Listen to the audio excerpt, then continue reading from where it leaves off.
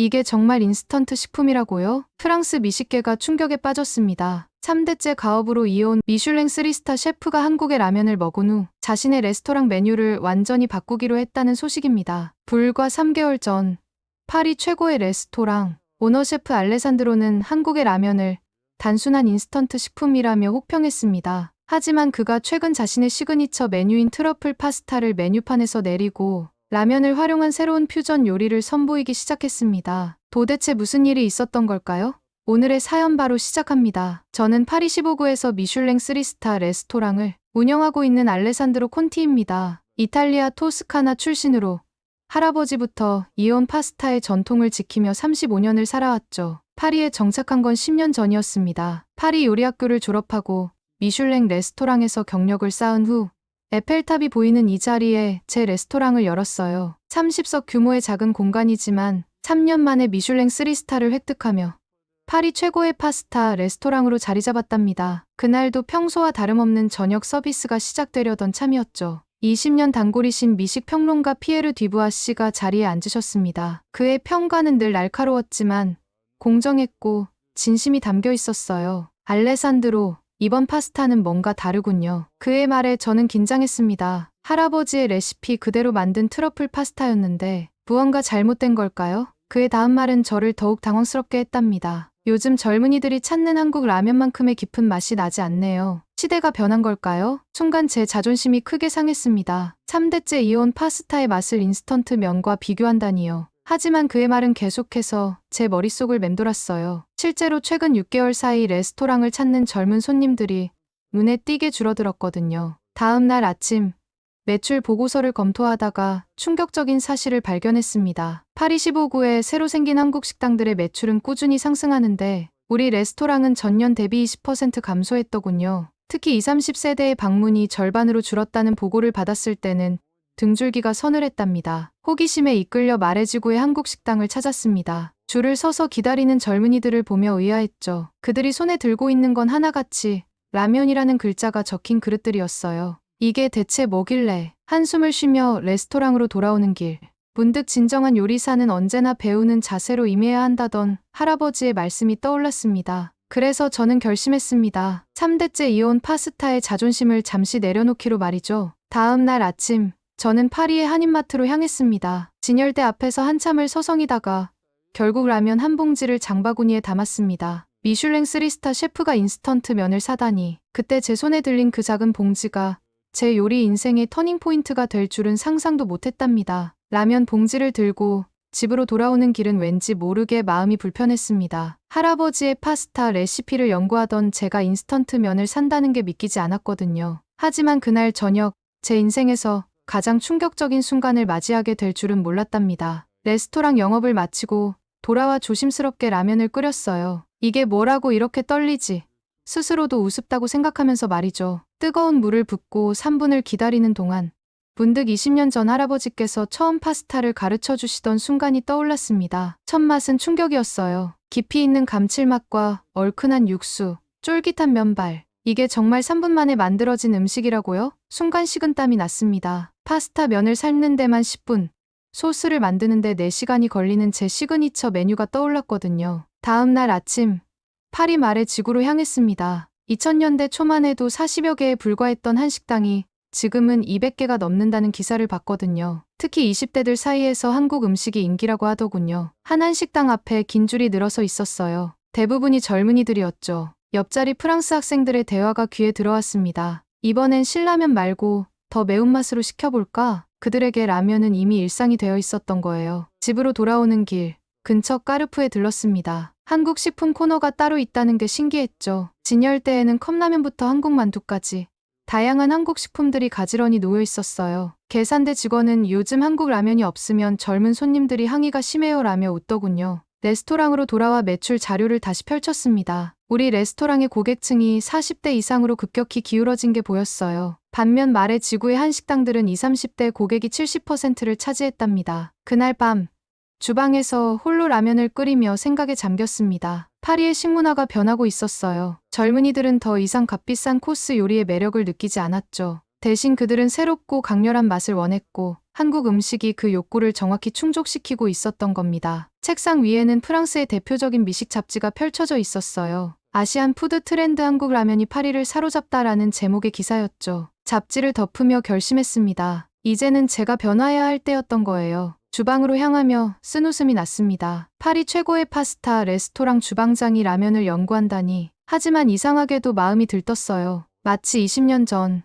처음 요리를 배우던 그때처럼 말이죠. 내일은 한인마트에 가서 다른 종류의 라면도 사와야겠다고 생각했답니다. 파리의 새벽은 늘 고요했습니다. 레스토랑이 문을 열기 전 저는 주방에서 홀로 라면 연구를 시작했어요. 탕프레르에서 구입한 20여 종의 라면이 제 앞에 가지런히 놓여 있었죠. 한국의 라면들을 하나하나 살펴보는 것부터가 새로운 경험이었답니다. 처음에는 단순했어요. 끓는 물에 면과 스프를 넣고 3분을 기다리는 것. 하지만 미슐랭 셰프의 습관이란 게 무서운 겁니다. 어느새 저는 물의 온도를 재고 면의 탄성을 확인하고 국물의 농도를 체크하고 있었죠. 특히 놀라웠던 건 스프였어요. 프랑스 요리에서는 소스 하나를 완성하는데 최소 4시간이 걸립니다. 하지만 이 작은 스프 봉지는 3분 만에 깊은 감칠맛을 만들어냈죠. 도대체 이게 어떻게 가능한 걸까? 밤새 연구했지만 그 비밀을 알 수 없었답니다. 실험은 계속되었어요. 프랑스산 그리에르 치즈를 넣어보기도 하고 트러플 오일을 한 방울 떨어뜨려 보기도 했습니다. 때론 실패도 있었죠. 푸아그라를 올렸다가 완전히 망쳐버린 적도 있었어요. 하지만 매 실패가 새로운 발견으로 이어졌답니다. 한 달 동안 아침마다 라면을 연구하면서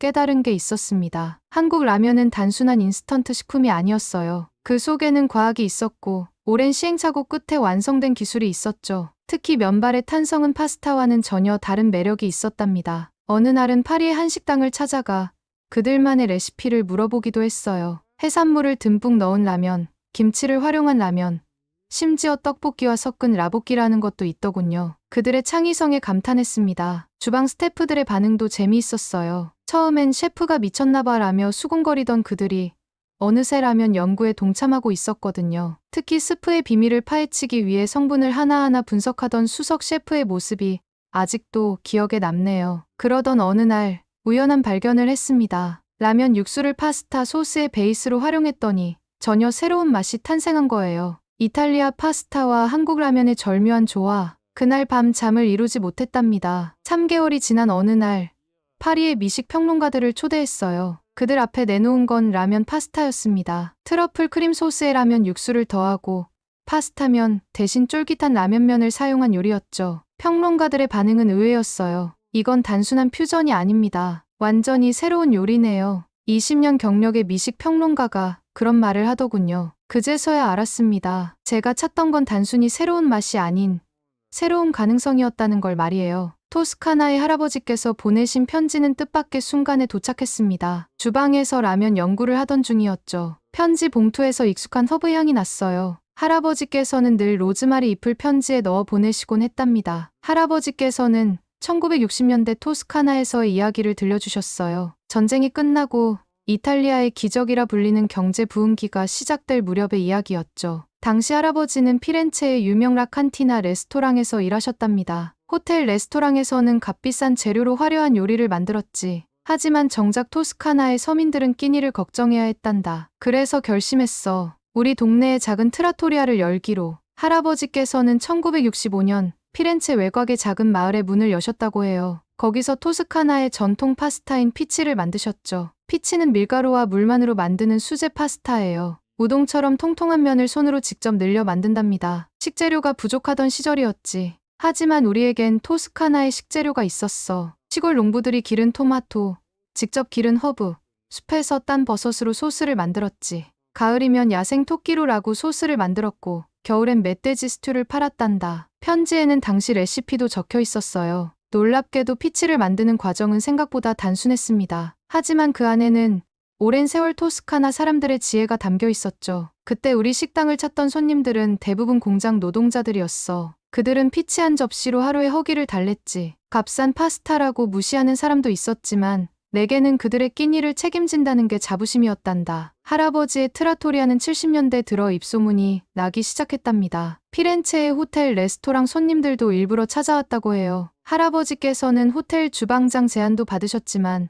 마을 사람들을 위한 작은 식당을 지키셨다고 합니다. 편지를 읽으며 제 뺨에 뜨거운 것이 흘러내렸습니다. 할아버지께서는 제가 라면을 연구한다는 소식을 듣고 오히려 기뻐하셨더군요. 요리의 가치는 재료의 등급이 아닌 진심에 있단다. 내가 이제야 그걸 알아가는 것 같구나. 주방으로 돌아와 라면을 다시 봤습니다. 이제는 달리 보였어요. 할아버지의 피치처럼 라면도 현대인들의 소박하지만 소중한 한 끼가 아닐까 하는 생각이 들었답니다. 그날 저녁 처음으로 주방 스태프들과 함께 라면을 끓여 먹었어요. 마치 50년 전 토스카나의 작은 트라토리아처럼 우리는 소박한 식사를 나누며 이야기꽃을 피웠답니다. 할아버지의 편지 이후 저는 본격적으로 라면을 활용한 새로운 메뉴 개발에 착수했습니다. 하지만 주방의 분위기는 차가웠어요. 20년 경력의 수석 셰프 피에르는 노골적으로 반대했죠. 셰프, 미슐랭 3스타 레스토랑에서 인스턴트 라면이라니 우리의 자존심은 어디에 두시려는 건가요? 다른 스태프들도 수군거렸습니다. 프랑스 최고의 레스토랑에서 라면이라니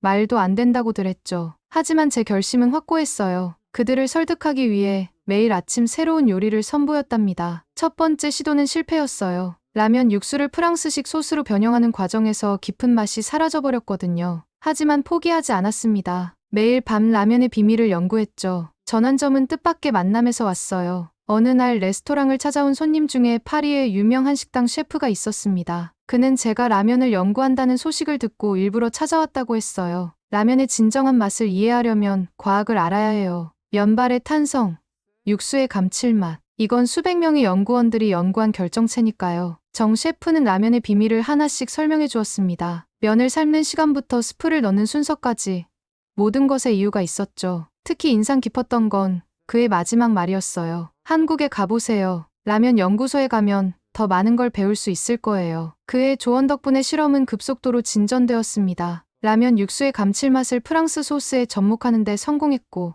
면의 식감도 조금씩 개선되었죠. 피에르도 마침내 인정하기 시작했어요.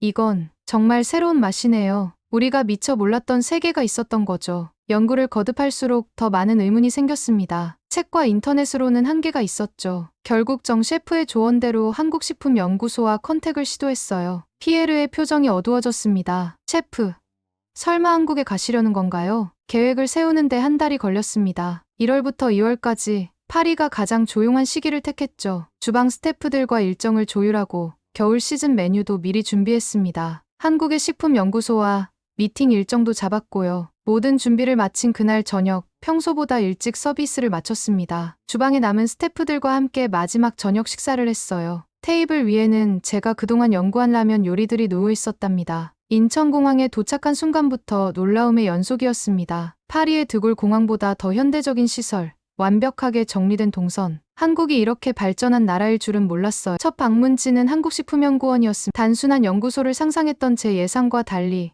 그곳은 마치 미래의 식품 도시 같았어요. 12개의 첨단 연구시설이 한 곳에 모여 있었죠. 이쪽은 저희 품질 안전 라면 하나를 개발하는 데만 평균 1년이 걸리죠. 연구원의 설명을 들으며 라면 제조 공정을 둘러보았습니다. 밀가루 반죽부터 시작해 아변, 제면, 증숙, 유탕, 각 단계마다 수십 명의 연구원들이 데이터를 분석하고 있었어요. 미슐랭 레스토랑 주방과는 전혀 다른 세계였습니다. 오후에는 발효식품연구소에 이동했어요. 된장, 고추장, 간장, 한국의 전통 발효식품들이 현 시설에서 연구되고 있었습니다. 특히 놀라웠던 건 이런 발효식품들이 라면, 육수의 감칠맛과 깊은 연관이 있다는 사실이었죠. 한국 라면의 비결은 전통 발효식품에 있습니다. 수백 년간 이어온 발효의 지혜가 담겨 있죠. 이틀째 되는 날, 국내 최대 라면 회사의 연구소를 방문했습니다. 이곳에서는 하루에만 수십 가지의 새로운 레시피가 개발되고 있었어요. 최첨단 장비들로 가득한 실험실에서 연구원들은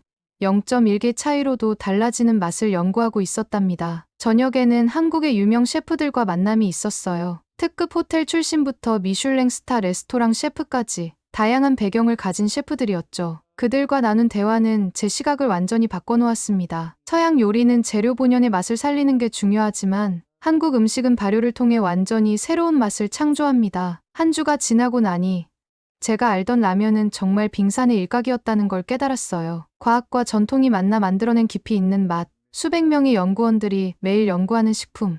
라면은 단순한 인스턴트 식품이 아닌 한국 음식 문화의 결정체였던 거죠. 호텔로 돌아오는 길에 피에르에게 전화를 걸었습니다. 자네, 우리가 정말 큰 착각을 하고 있었어. 노트북을 펴고 오늘 본 것들을 정리하면서 이제 겨우 시작이라는 생각이 들었습니다. 한국의 식문화를 제대로 이해하려면 2주로는 턱없이 부족할 것 같았답니다. 한국의 진짜 라면 문화를 알기 위해서는 연구소를 벗어나야 했습니다. 첫 방문지는 홍대라는 곳이었어요. 여기가 진짜 백이 라면 맛집이에요. 현지 친구가 데려간 곳은 20년 경력의 포차였습니다. 아주머니는 능숙한 손놀림으로 라면을 끓이셨어요. 연구소의 정확한 그램 수도, 미슐랭의 정교한 플레이팅도 없었지만 그 맛은 경이로웠습니다. 다음 날은 전혀 다른 곳을 찾았어요. 강남의 프리미엄 라면 전문점이었죠. 랍스터와 전복을 넣은 해물라면, 성게알을 올린 라면. 라면이 이렇게까지 변신할 수 있다는 게 놀라웠습니다. 특히 인상적이었던 건 청국장을 활용한 라면이었어요. 한 젊은 셰프가 발효의 진한 맛을 라면에 접목한 거죠. 프랑스의 치즈 못지않은 깊은 감칠맛이 있었습니다. 프랑스 요리의 섬세함과 라면의 깊은 맛을 접목해보면 어떨까요? 종로의 한 레스토랑에서 젊은 셰프들과 협업이 시작됐습니다. 부야베스의 풍미를 라면, 육수에 접목해보기도 하고 라면을 활용한 프랑스식 소스를 개발해보기도 했어요. 실패도 많았지만 매 시도가 새로운 발견이었답니다. 가장 성공적이었던 건 비빔면을 활용한 파스타였어요. 매콤한 비빔면 소스에 프랑스식 파스타 조리법을 더했더니 전혀 새로운 맛이 탄생했죠. 한국의 젊은 셰프들은 이런 실험을 두려워하지 않았습니다. 마지막으로 찾은 곳은 대학가의 작은 라면 실험실이었어요. 그곳에서 채식 라면부터 디저트 라면까지 학생들의 기발한 시도를 맛볼 수 있었습니다. 그들의 열정과 창의력은 파리의 요리학교 학생들과 닮아 있더군요. 2주간의 라면 탐방은 제 요리 인생을 완전히 바꿔놓았습니다. 라면은 더 이상 단순한 인스턴트 식품이 아니었어요. 그것은 무한한 가능성을 가진 하나의 예술이었죠. 이제는 이 깊어진 맛을 파리에서 어떻게 표현할지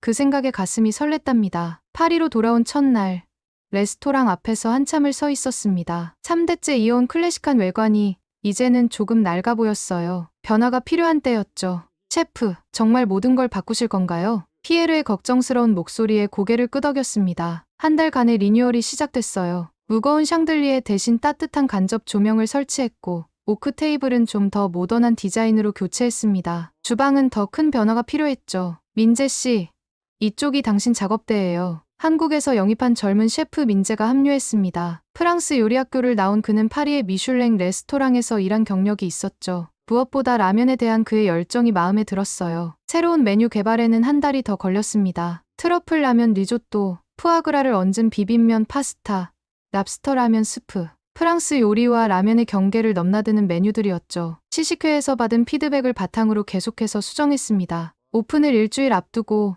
파리의 유명 미식 저널리스트가 찾아왔어요. 그는 3시간 동안 모든 메뉴를 꼼꼼히 시식했습니다. 이건 단순한 퓨전이 아닙니다. 프랑스 요리의 새로운 혁신이에요. 그의 기사가 나간 다음 날부터 레스토랑 앞은 젊은이들로 북적이기 시작했습니다. SNS에는 우리 요리 사진이 넘쳐났고 예약은 한 달 뒤까지 꽉 찼죠. 특히 이삽심대 고객이 80%를 차지했어요. 놀라웠던 건 기존 단골 손님들의 반응이었습니다. 처음엔 변화를 걱정하던 그들도 새로운 메뉴의 깊은 맛을 알아봐 주었어요. 미슐랭 평가단도 다녀갔다는 소문이 들려왔습니다. 석 달이 지난 어느 날, 피에르가 주방 한켠에서 혼자 라면을 끓이고 있었어요. 그는 수줍게 웃으며 말했습니다. 셰프, 제가 새로운 메뉴를 하나 개발해보았습니다. 라면 크림 소스를 활용한 건데 주방이 다시 활기를 띠기 시작했어요. 이제는 프랑스 셰프들이 먼저 나서서 라면을 연구했고 민재는 프랑스 소스를 공부했습니다. 서로의 문화를 배우며 우리만의 새로운 요리가 하나둘 탄생했답니다. 첫 번째 미슐랭 평가단이 찾아온 건 겨울이 끝나갈 무렵이었습니다. 익명의 평가원들이었지만